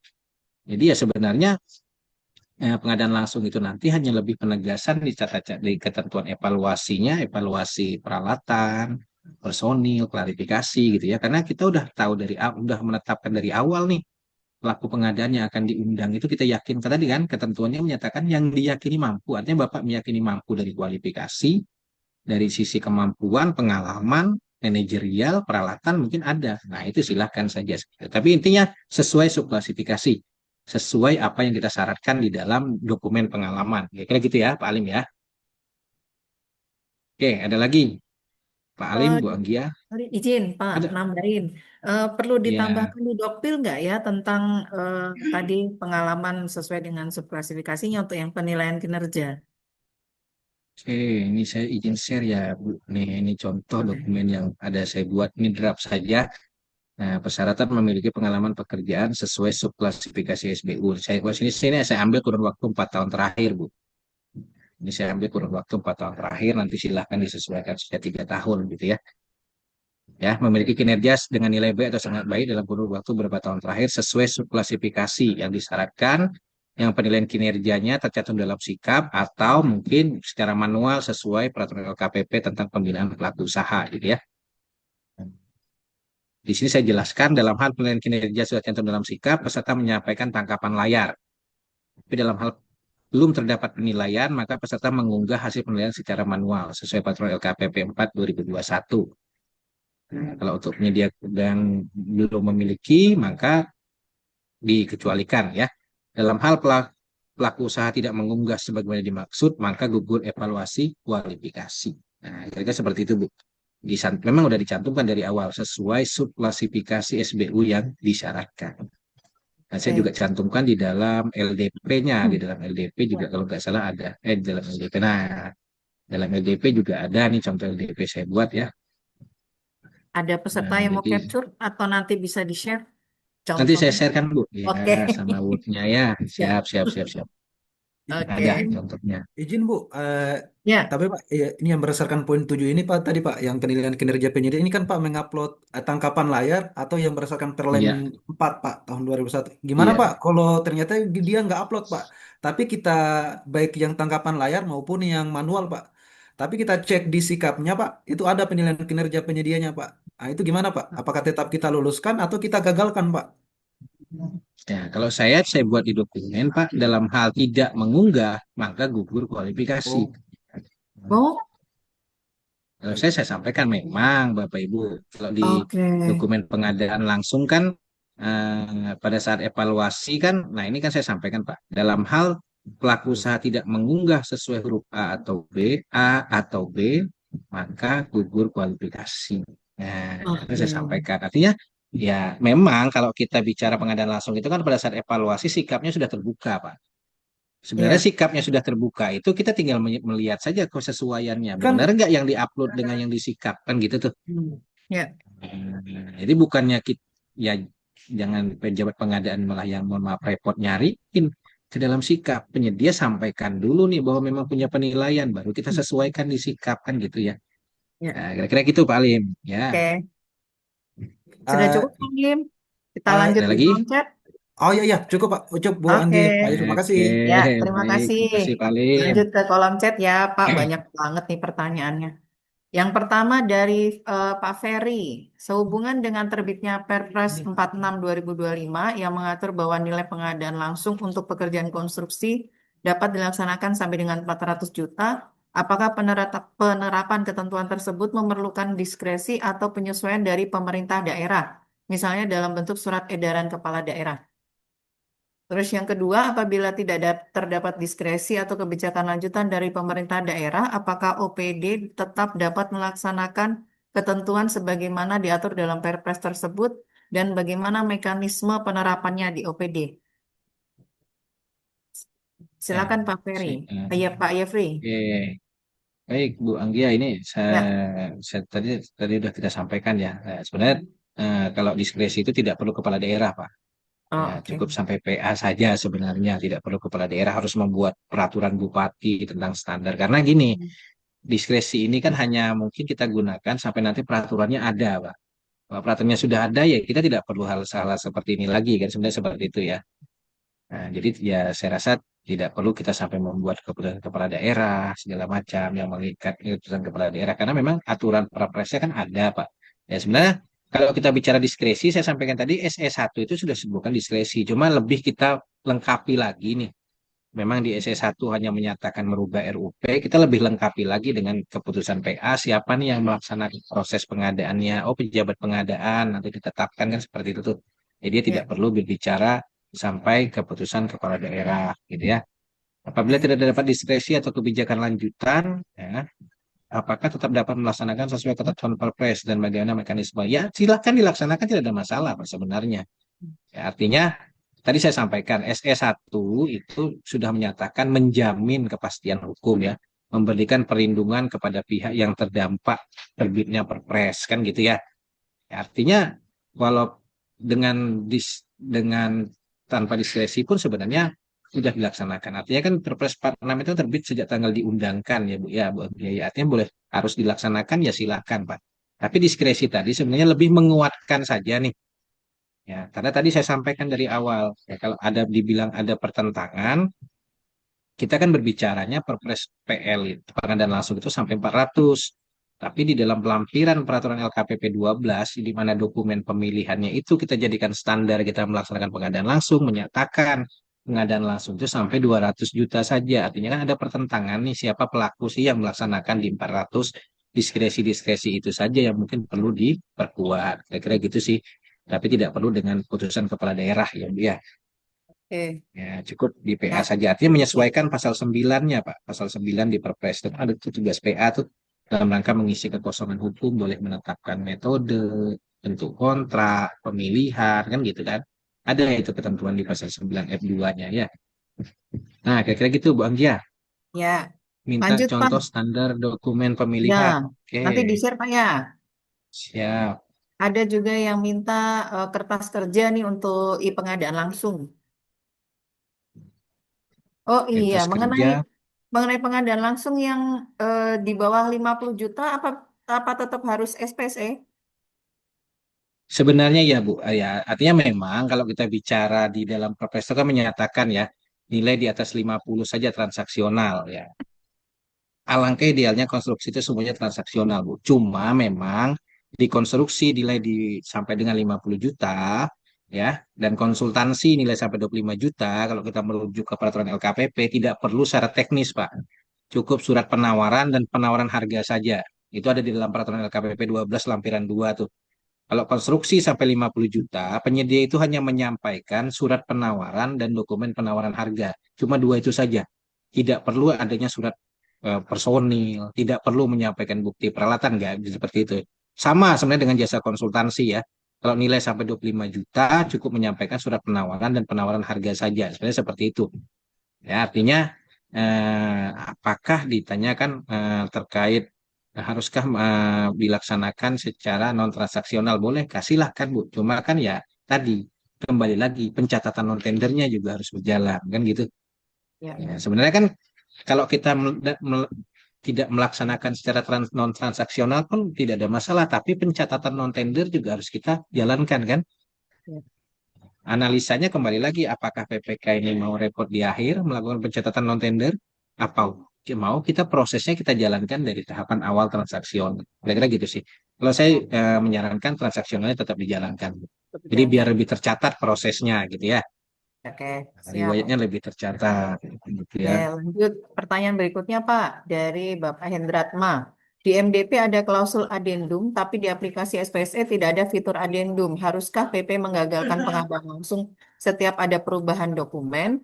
Apalagi alasannya seperti ini, ditemukan kesalahan dalam dokumen pemilihan atau dokumen pemilihan tidak sesuai dengan ketentuan dalam Peraturan Presiden Nomor 16 Tahun 2018 tentang pengadaan barang jasa pemerintah beserta perubahannya dan aturan turunannya.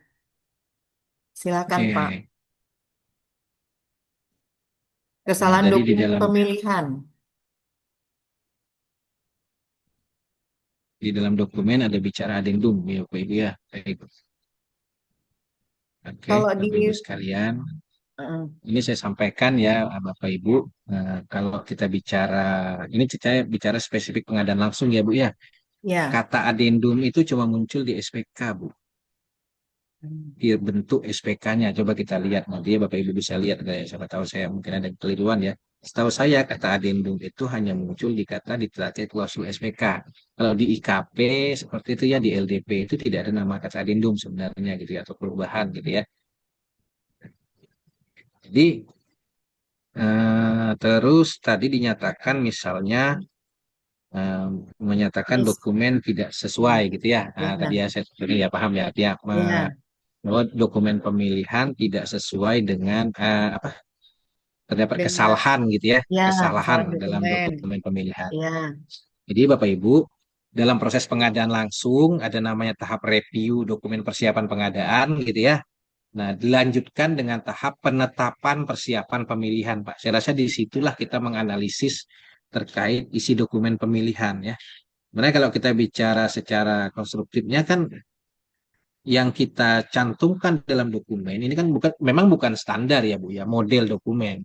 Tapi kan yang nanti kita sesuaikan paling hanya peralatan gitu ya. Peralatannya, syarat peralatan, syarat personil. Kalau IKP seingat saya tidak signifikan akan ada dirubah deh.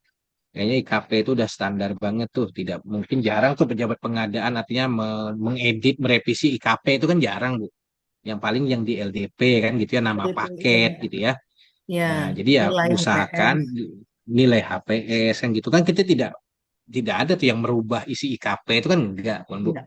Secara garis Mm, besarnya enggak. Ya artinya kalau memang ada kesalahan dokumen, ya mau tidak mau kita gagalkan, Pak. Tidak ada namanya adendum dalam dokumen pengadaan langsung. Karena berbeda kalau di tender ada tahapan wishing. Kapan sih unwishing itu muncul di tender pun eh, setelah proses, kapan dokumen tender itu di adendum setelah unwishing kan gitu ya Bu Anggia ya. ya, Artinya, oh ada pertanyaan dari peserta tender, ada koreksi dari peserta tender, disitulah kita melakukan perubahan. Kan ya, seperti itu ya. Tapi di ya. pengadaan langsung kan tidak ada tahapan penjelasan pekerjaan. Jadi tidak ada namanya proses adendum. Kalau memang dinyatakan dari awal bahwa ada kesalahan isi dokumen, ya monggo dilakukan pengadaan langsung ulang saja kan gitu. Ya, tapi Oke. tidak juga keseringan dinyatakan Ya, dokumen tidak ya, sesuai, Bu sebelum ya. tayang dicek dulu ya. Nah, makanya ada namanya tahapan persiapan pemilihan. Kita melakukan penetapan persiapan pemilihan, kira-kira gitu ya. Ya, lanjut Pak. Iya, Satu lagi ya di kolom chat ya, baru kita lanjut ke Pak apakah Irwan cukup? Iskandar ya. Ya. Ah, dari Aldika JFP PBJ Sumsel dengan yang pertanyaan pertama, dengan adanya persyaratan kinerja penyedia pada tender dan pengadaan langsung minimal baik, bagaimana dengan perusahaan yang hanya memiliki penilaian cukup? Apakah perusahaan tersebut bisa mendapatkan pekerjaan pada pengadaan barang dan jasa pemerintah?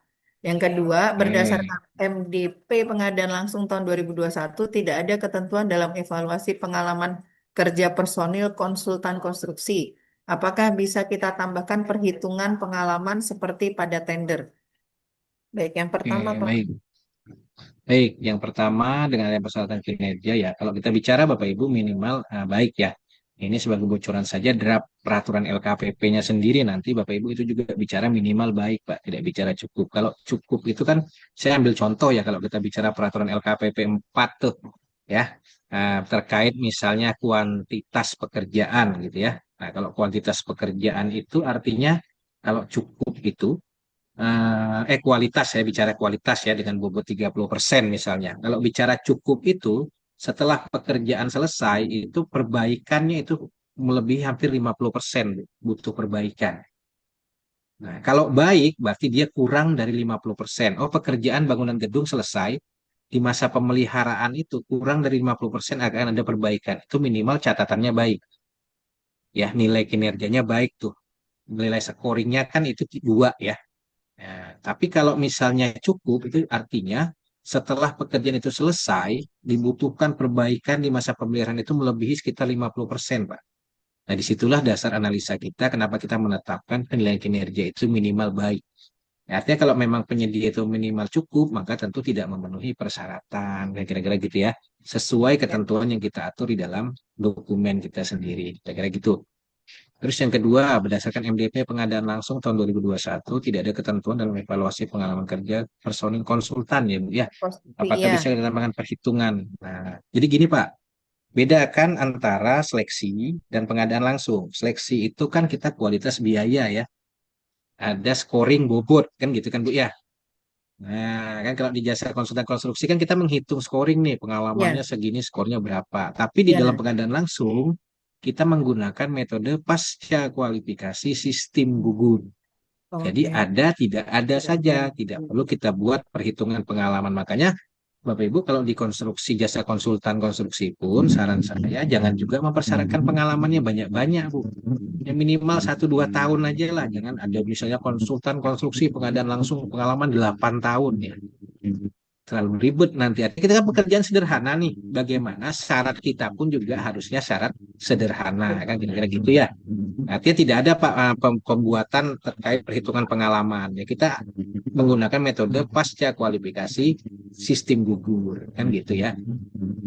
Nah, kira-kira gitu Bu Anggia. Ya, siap. Lanjut nih ke yang raise hand nih Pak Irwan Iskandar, Kolom chat aja silakan. deh Bu. Oh, kolom Kolom chat chat. aja deh. Oke, oke. Chat Nggak banyak nih. usah itu ketawa. Nggak apa-apa silakan. Nggak usah deh kolom chat. Nanti dia Aduh. bahaya nyetir. Nyetir kok nanya. Silakan Pak Irwan. Oke, oke, Ini guru lanjut. saya Bu. Silakan Pak Irwan. Oh, kayaknya Tuh kan nggak bisa susah kan? kayaknya. Tuh Ya, susah kan? ayo kita ke Tuh chat dulu susah kan? deh kalau begitu. Mana ini? Nggak ada suaranya. Ya Pak Irwan. Waalaikumsalam. Putus-putus Pak Irwan. Ini ada kamera LTE ini Ya, masuk semua ditangkap nanti tilang polisi. hati-hati nanti. Iya, khawatir nanti tuh. Tilang polisi. Silakan Pak Irwan.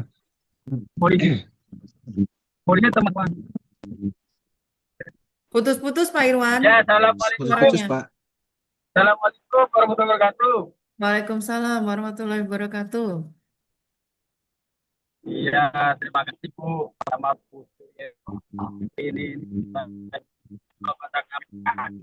Suaranya kecil Pak. Iya, Terus Pak Pak, Irwan. suaranya kecil putus-putus. Coba di tarik. WA aja deh. Ya, ya, di Satu chat deh. WA aja. Ini satu deh. Putus-putus Ya, Pak suaranya. silakan Pak Irwan, jelas tidak? Tes coba, tes suaranya. Oke, masih putus-putus ya. Pak Irwan coba cari jaringan yang bagus dulu ya. Kita ke kolom chat dulu. Di tempat kopi cari jaringan bagus. Ya, tempat kopi yang Nah, bagus gitu cari. Oke. ajakin Oke. saya kan gitu. Nah, kita ke kolom chat dulu ya sambil Pak Irwan Silakan. cari jaringan. Oke. Izin dari Pak Aryo Seto M. Izin bertanya pada PL apakah wajib atau harus melakukan negosiasi harga? Ya, ada tahapan yang namanya klarifikasi teknis dan negosiasi harga ya. Nanti kalau ditanya wajib dilaksanakan, wajib Bapak. Pengadaan langsung salah satu yang mewajibkan ada namanya negosiasi ya. Selain seleksi jasa konsultan, penunjukan langsung, salah satunya pengadaan langsung. Itu mewajibkan kita melaksanakan negosiasi. Artinya, Bapak Ibu, negosiasi tidak mesti harga itu menjadi berubah, Pak. Selama analisanya jelas, nanti penyampaian dari pelaku usaha yang diundang juga jelas, bisa dipertanggungjawabkan, monggo Pak. Tapi tahapan itu tetap harus ada, kira-kira gitu Bu ya. Ya, Ya, karena itu menjadi salah satu yang harusnya dinegosiasi di dalam Perpres pun kan dinyatakan kan negosiasi itu salah satunya di pengadaan sampai dengan nah itu tadi sampai dengan 200 juta sebenarnya dia ngomong. Tapi kan dikonstruksi 400 nih. Intinya pengadaan langsung tetap dilakukan klarifikasi negosiasi. Kira-kira gitu Bu. Ya, Pak Aryo Setio ya. ya harus harus negosiasi harga, tapi tidak harus berubah gitu Pak ya. Iya, tidak mesti Oke, harus tidak menyebabkan harus harga berubah. turun mungkin Oke. gitu ya. Lanjut ke Jati nih Bapak atau Ibu ini. Izin tanya Pak, bagaimana jika peserta menyampaikan daftar dengan jenis peralatan kurang dari yang disyaratkan, namun jenis peralatan pada bukti kepemilikan lengkap sesuai dengan yang disyaratkan? Oke. Serta menyampaikan daftar beserta bukti, ya gitu Bu ya. Nah, Ya, daftar beserta bukti ya. Artinya di daftarnya kurang, ya, tapi buktinya lengkap. Ya, ya. Memang kalau kita bicara daftar beserta bukti kan, ya sekarang kalau bicara daftar beserta bukti berarti kita menyampaikan buktinya daftarnya kurang nih, tapi buktinya lengkap. Kalau menurut saya ya silakan saya dilanjutkan dilakukan proses klarifikasi negosiasi kecuali memang daftarnya kurang, buktinya kurang kan dia daftar beserta bukti kan. Nanti kalau buktinya memang ada lengkap ya sebenarnya tidak ada masalah. ya. Ya, nanti diklarifikasi saja Pak. Ya, artinya kalau terdapat daftarnya mungkin yang kurang karena daftar beserta bukti kan gitu kan. Nanti dilakukan klarifikasi saja ya. Kecuali Jadi memang kalau daftarnya kurang, buktinya kurang ya udahlah kita kabulkan tuh. kalau daftar kurang, bukti cukup, Ya, artinya bisa dilanjutkan nah, tidak ada masalah. Artinya kalau jangan sampai kita menggugurkan tapi nanti penyedia merasa kan keberatan nih penyedianya. Pak, memang oke di daftar saya kurang tapi bukti saya ada gitu ya. Karena dia daftar beserta bukti. Idealnya memang harusnya kesesuaian idealnya. Tapi alangkah memang kalau Bapak Ibu merasakan ragu, ya. silakan itu dilakukan klarifikasi negosiasi, diklarifikasilah kita lakukan ketidaksepakatan untuk menggugurkan penawaran. Artinya jangan digugurkan di proses evaluasi, diklarifikasinya saja. Kan Oke, kita bisa lakukan seperti itu, oke, gitu ya. siap. Ya, lanjut nih ke Pak Irwan. Ya, Pak Monggo Pak Irwan. Irwan. Iya, sudah bagus Bu suaranya. Udah, Wih, keren, sudah mantap. merdu. Kayak di atas pohon Iya, ya Pak, di mobilnya. atas pohon ya. Silakan Iya, Pak. terima kasih Bu Muhajimah ya. Ya, Hmm, main kan? itu kan Nah, kan manggil. PL Siap, Bos. tadi kan non transaksional ya, transaksional ya. Fitur Nah, transaksional ya. itu kan catatan ya Su ya. Ya, kalau tanpa transaksional kan artinya kan dalam proses LPSE itu kan ada transaksional, ada pencatatan non tender kan gitu kan ya. Ya. Nah, pertanyaannya Su, kalau pencatatan biasanya kan manual nih. Waktu Ya, pejabat pengadaan itu memproses tuh kapan dicatatkan? oke. Kan dicatatkan kan di ujung tuh di pas akhir daripada Tuh, kontrak atau serat baru ya. dicatatkan. Kalau pejabat Hmm, pengadaan sendiri tuh kapan mencatatkan ya Su ya? ya.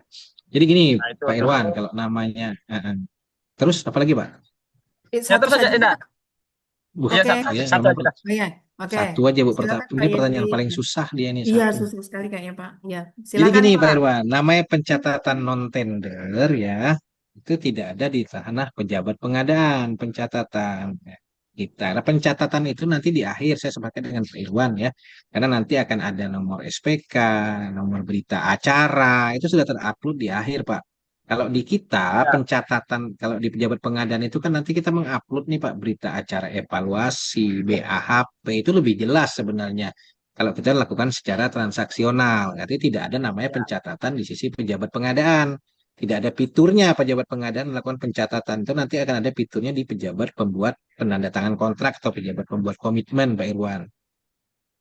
ya, Jadi maka setuju tadi saya saya itu. sampaikan, walaupun nilainya di bawah 50 juta, idealnya kalau seperti konstruksi, lakukan saja secara transaksional. Cuma persyaratannya yang kita lebih permudah. Hanya menyampaikan surat penawaran dan penawaran harga saja. Persyaratan peralatan teknis jangan dicentang, kan gitu saja. Udah kita nggak Betul. usah centang tuh di dalam sistem peralatan syarat peralatan enggak. Kita cuma surat penawaran dan harga saja. Itu saja nanti penyedia Oh, gitu. sampaikan. Ya, nanti kelengkapannya nanti kita bisa lihat di klarifikasi negosiasi saja. Karena itu tidak menjadi syarat. Ya, saran saya kalau Oh, dia di bawah oke. 50 pun sebenarnya lebih idealnya transaksional saja. Karena tadi saya sampaikan bisa jadi nih, oh mungkin PPK-nya atau pejabat penentang kontraknya lagi sibuk akhir tahun lupa melakukan pencatatan, itu kan bisa jadi juga Pak Irwan. Ya, ya, ya, Jadi ya. lebih ideal kita transaksionalkan saja ya. Kira-kira gitu ya Pak Irwan ya. Berarti Ya, setuju, staf. Sepakat. Sepakat. oke. Berarti Siap. di bawah 50 juta hanya centang surat penawaran dengan Harga saja Bu. harga saja. Oke. Iya, dua itu saja. Ada di peraturan LKPP tuh tentuannya. Oke, lanjut ke chat ya. Terima kasih Pak Irwan. Eh Nama calon dari UKPBC Provinsi Jambi, Agus Kurniawan. Nama calon penyedia yang akan diundang oleh PP, apakah didapatkan dari PPK atau dari tugas atau jadi tugas PP mencarinya? Oke, Silakan Pak gimana Yefri. Pak Irwan?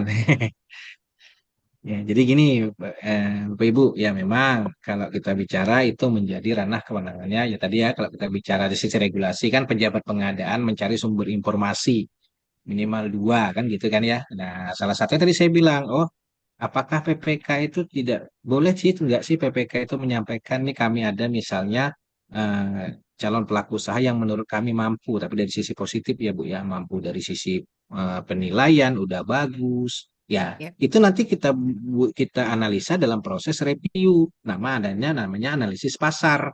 Analisis salah satu analisis pasar itu kan ketersediaan pelaku usaha tuh. Artinya PPK itu sudah melakukan analisis ketersediaan pelaku usaha siapa nih penyedianya. Ya, mungkin nanti kita bisa bandingkan dengan oh mungkin pejabat pengadaan punya sumber informasi pelaku usaha yang lain gitu ya. Artinya ya, memang kalau bicara regulasi itu tugasnya pejabat pengadaan, tapi kalau misalnya PPK pun artinya merekomendasikan berdasarkan penilaian kinerja yang bagus, hasil kinerja penyedianya bagus, itu nanti kita uraikan di dalam proses review terkait analisis ketersediaan pelaku usahanya, analisis pasar gitu Pak.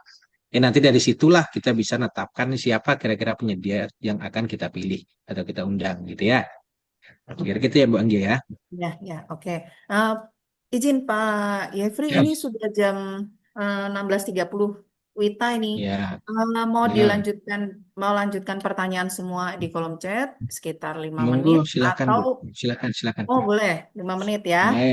Siap. Eh Sampai jam 6 kan? Siap.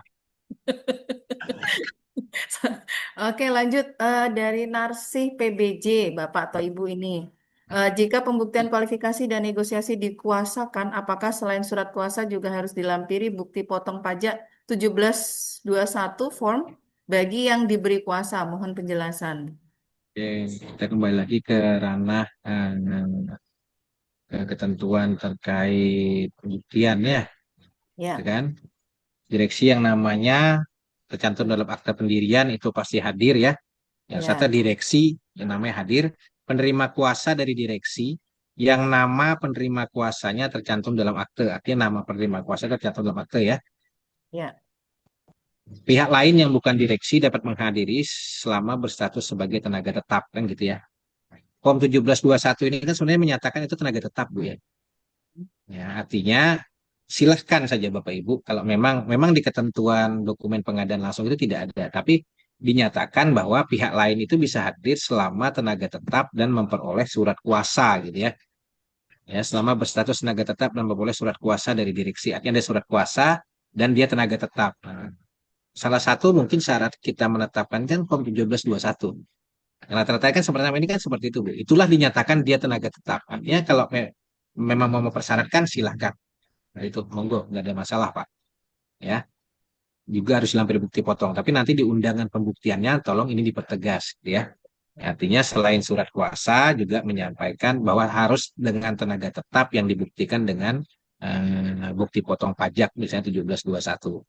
Silakan, Pak. sekarang pakai Kortek Pak ya, 1721-nya form, Iya, itu bukan susah lagi, manual. Bu. Kortek, Iya. kortek lagi. Nah, itu. Mm-mm. Oke, Silakan ya. lanjut ke pertanyaan Artinya bisa. berikutnya nih. Ah, dari Pak Yuda Umbara. Untuk pekerjaan konstruksi dengan nilai sampai dengan 50 juta, apakah boleh dilakukan secara non-transaksional? Tadi Iya, udah ya. di dalam dalam Perpres menyatakan memang transaksional itu di atas 50 ya itu transaksional wajib ya. Di bawah 50 tidak. Tapi ya idealnya kita laksanakan secara transaksional biar pencatatannya lebih mudah. Dari awal kita udah lakukan pencatatan, Pak. Ya kan proses transaksional itu kan udah lakukan pencatatan dari awal, gitu. Tidak pencatatannya di akhir kan gitu ya. Oke, lanjut. Dari Bapak atau Ibu Fasa bisa. terkait dengan hasil analisa kemampuan pelaku usaha yang dibuat dalam surat penetapan penyedia terpilih, apakah ada contohnya seperti apa? Terima kasih. Oke, baik. Nanti saya kirimkan di grup ya, Bu ya. Yang Oh, termasuk oke. Nanti kertas kerjanya semua. Siap. siap. Lanjut. Satu lagi nih. Dari Bapak atau Ibu Graha, izin bertanya Pak Yefri, bagaimana jika pengadaan langsung pekerjaan konstruksi nilainya di bawah 50 juta, misal 25 juta, itu berarti proses pemilihannya menggunakan pencatatan. Kemudian PP apakah langsung meminta surat penawaran saja? Terima kasih. Kemudian peralatan utama, misal jumlah yang dipersyaratkan 3, misal bukti dukung cuma 1, apakah gugur? Ya, kalau yang pertanyaan kedua otomatis gugur ya Pak ya, artinya tidak ada Ya. kesesuaian ya, karena Hmm. buktinya tidak sesuai. Yang pertama, bagaimana jika pekerjaannya nilainya di bawah 50 ya, misalnya 25, proses pemilihan menggunakan pencatatan. Memang tadi saya sampaikan, kalau memang mau secara transaksional lebih bagus Bu, tapi kalau mau pencatatan silakan. Ya, kemudian PP apakah langsung meminta surat penawaran. Nah, ini ya, inilah saya bilang kalau kita bicara transaksional, proses penyampaian itu secara transaksional kan gitu, Bu. Tapi kalau kita bicara misalnya non transaksional, sekarang surat penawaran ini seperti apa nih?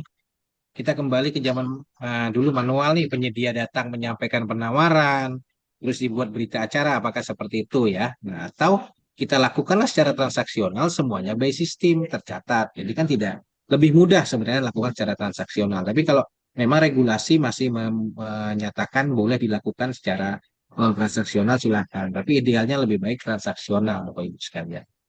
Kira gitu ya, Bu ya. Ya. Oke.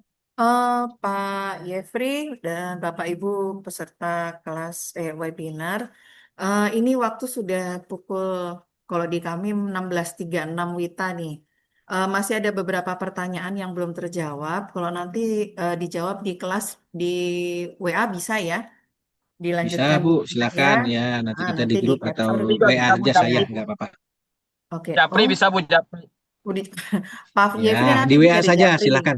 Oke, Silakan, lanjut. silakan Bu, silakan. Oke, minta maaf ini ada Bapak atau Ibu Naim ini waktunya sudah habis. Nanti bisa Oke. dilanjutkan di kelas ya untuk pertanyaannya. Di kelas WA bisa bertanya macam-macam di situ. Nanti silakan dilanjutkan. Bisa juga chat pribadi nih Pak Yefri. Tadi nomornya sudah Boleh, boleh. disampaikan di materi. Siap. Oke, Bapak dan Ibu telah sampai di Ah, mungkin sampai di penghujung acara nih. Untuk penutup, sebelum penutup, Pak Yefri ada closing statement. Silahkan, Pak. Baik, terima kasih Bu Anggia. Baik, Bapak Ibu sekalian, saya ucapkan sebelumnya terima kasih banyak ya. Nah, seru sekali pertanyaannya keren ya. Mohon maaf kalau mungkin belum terjawab karena waktu. Silakan nanti di WA saja atau nanti kita diskusi di grup. Intinya, Bapak Ibu, di sini ada dua pilihan sebenarnya ya Pak. Dapat kita laksanakan ketentuan yang ada atau mungkin mau menunggu regulasi yang ada. Ya kalau memang kita mau melaksanakan sekarang, silakan disempurnakan di produk dokumen pemilihan ya, diperkuat mitigasi resikonya seperti yang saya sampaikan dari awal tadi sehingga proses pengadaannya menjadi lebih optimal ya, proses pelaksanaan kita juga menjadi lebih mudah, lebih aman seperti itu. Sebenarnya ya seperti Pak Muji bilang ada 5L dan mata juga itu harus kita jalankan ya, bagaimana kita mitigasi risiko, mengupdate suatu peraturan, nah kira-kira seperti itu. Jadi ya sekali lagi saya ucapkan terima kasih banyak Bapak Ibu sekalian. Mohon maaf kalau ada hal-hal yang berkenan ya. Nah, mohon maaf terkait pertanyaannya mungkin banyak yang belum dijawab atau jawaban saya belum memuaskan Bapak Ibu sekalian. Saya mohon maaf sekali lagi. Saya ucapkan terima kasih banyak semuanya. Saya akhiri. Assalamualaikum warahmatullahi wabarakatuh. Saya kembalikan ke Bu Anggia. Waalaikumsalam warahmatullahi wabarakatuh. Bapak Ibu sekalian, saya mengucapkan terima kasih atas kesempatan untuk bisa memandu webinar hari ini dan saya memohon maaf atas salah kata dan sikap selama memandu webinar. Semoga kita bisa bertemu di webinar berikutnya. Terima kasih banyak atas materinya Pak Yefri, Bapak Ibu sekalian, terima kasih. Selamat sore. Wassalamualaikum warahmatullahi wabarakatuh. Waalaikumsalam. Waalaikumsalam.